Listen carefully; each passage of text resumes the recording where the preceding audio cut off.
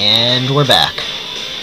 Okay, we are playing Let's Play MegaMari, and we are in Pacholi stage.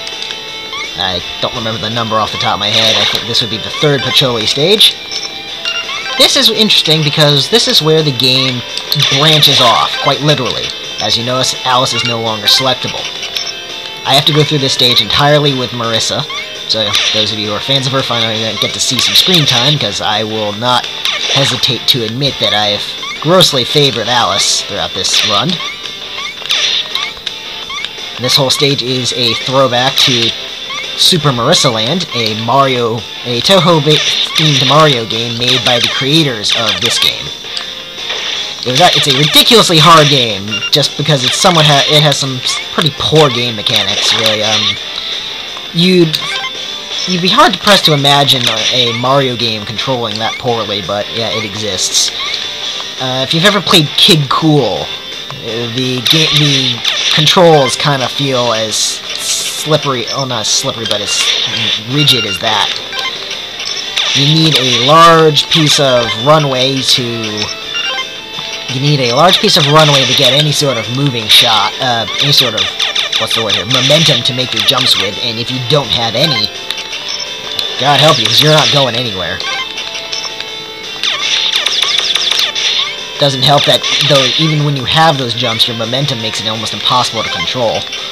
But I've been rambling too much.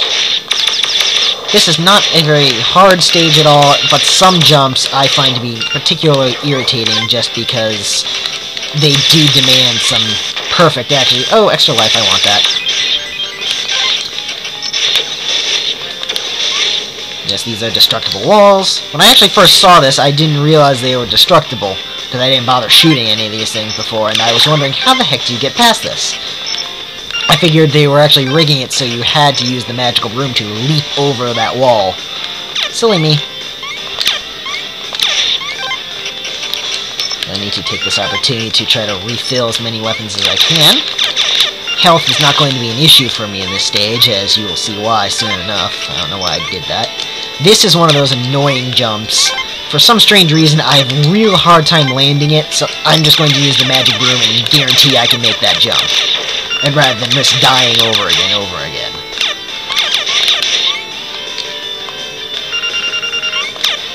This is another, for some reason, very picky jump. It really shouldn't be. So, once again, magic broom. This one, too. I know it's probably wussy, it's pretty wussy of me to watch me do that, but I don't care, I just want to get through this damn stage. Gotta wait for this guy to move.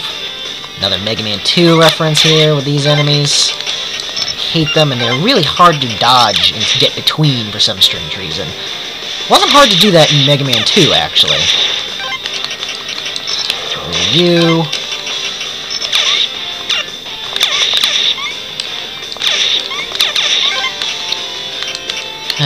It's back in the Force Crisis. Not Force Crisis, Black Lotus. I'm gonna need it.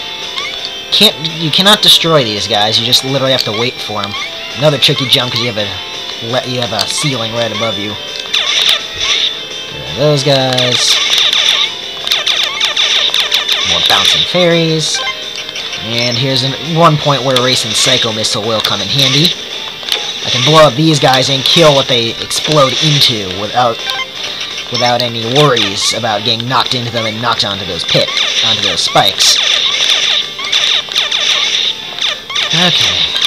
We're almost through here. I know this feels kind of long because I've been taking it slow, but we're almost done.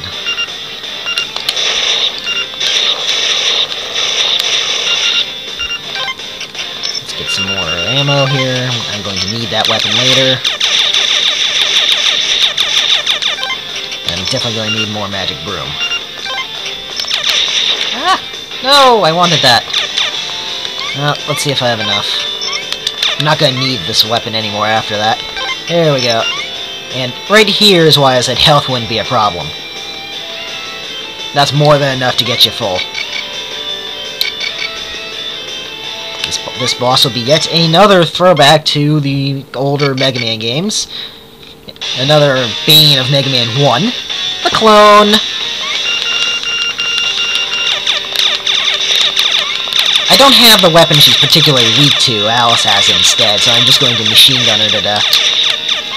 How that did not shoot me, how I did not get hit by that one, I don't know. And here we have yet another Super Marisa Land reference. The power-up.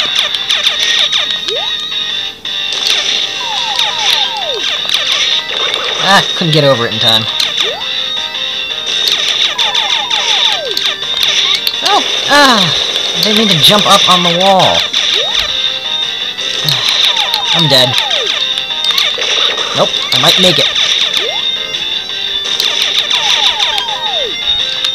Nope. How frustrating. Sorry about that, folks. The game physics were not cooperating with me. Powered up Marisa only has 2 attacks after the jump, and you can tell by what pose she's in after she lands.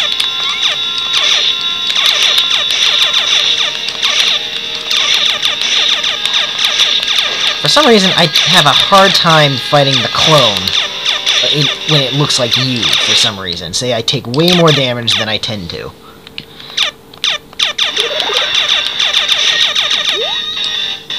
Don't land on me. Yep. Master Spark. Yeah, if it wasn't for the tiny hitbox, that would be undodgeable.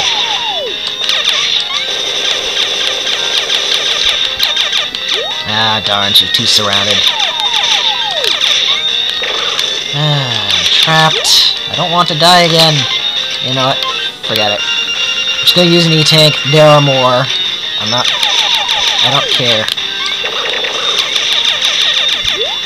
I'm gonna be pissed if I actually beat her without taking a hit. I did. What do you know? I didn't need to waste the E-Tank. Oh well. That's life. I don't care. I'll be getting another soon enough.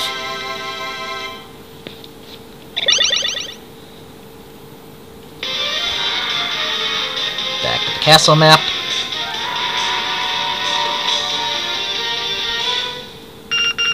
Next is Alice's route. Now Alice has to solo it. This is probably one of the harder stages of the game if you did not give Alice any good weaponry. This stage is not really that hard, but you'll see what it's like next time. The boss is really more of the challenge than anything else. Well, but I'm going to have to call it quits for right now. See you soon.